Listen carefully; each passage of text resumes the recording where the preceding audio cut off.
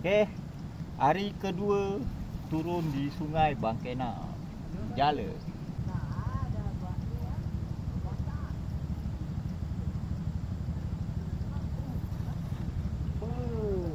Besar. Wah, mantap. Berapa kaki? Beli mana Shopee ke?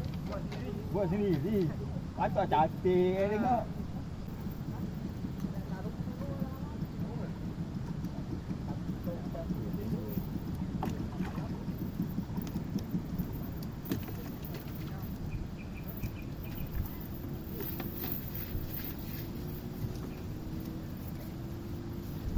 Buat sendiri tu sendiri. Aku ni token jala lah. Jala aku hampir satu Malaysia pergi dah. Tu cerita.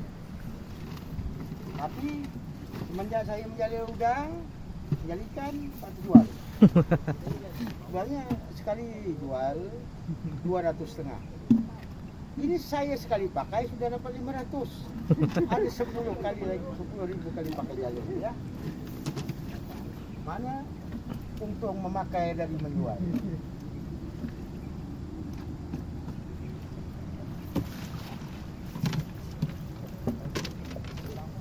Nama betul ni? 30,000 ni. Bukan betul-betul.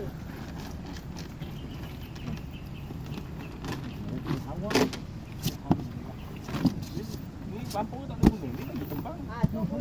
Jalan. Dapat sekilo 200 udang galahnya 1 kilo 200.